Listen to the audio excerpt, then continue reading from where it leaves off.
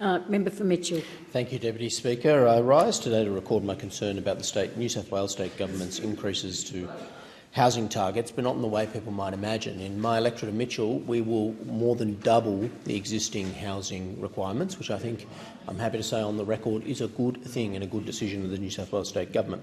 My concern relates to the intersection of federal and state government policy, including in immigration, where Sydney accounts for 99% of population growth, 170,000 people in Sydney, but we only built 46,000 new homes last year. This is a major concern for Sydney.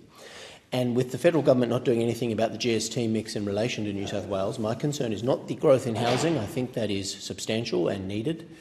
My electorate will bear the brunt of that, which I think most people accept, given the $10 to $12 billion rail line infrastructure that has been built by the previous Liberal government. But my concern relates to funding of infrastructure and necessary services. For example, I've spoken in this House before about the chronic lack of public school infrastructure. And now that we're opening the Gables Public School, which will be built and open soon, it's already full. In the member for Greenway's electorate, the Riverstone Public School was already oversubscribed when it was built and is now chronically oversubscribed. All the public schools around my electorate are feeling the pressure of all this growth. And what I'd say to the state government is, without the proper plans for immediate investment in new public schools, where you're growing 2.5 times the current rate, new houses, which you've already been doing for a while, I think this is a critical issue.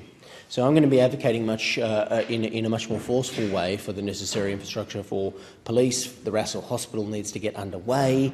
That construction needs to be going ASAP in every single budget of the state government.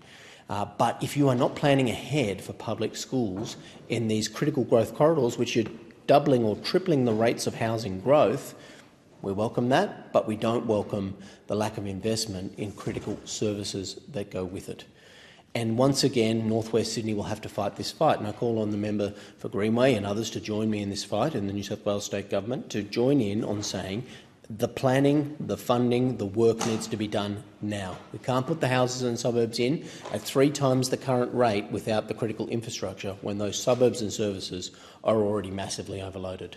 The time is now to have this conversation. We will be putting pressure on the state government, and the federal government needs to come forward and rearrange the GST mix in a way that rewards New South Wales for that growth, tripling of growth, thanks to the New South Wales Labor state government, but there is no funding attached to reward that growth in housing. I don't know what they're talking about, these federal housing ministers' meetings, but surely there must be incentives and there must be concurrent funding from the New South Wales GST mix to deal with the infrastructure requirements of those new communities.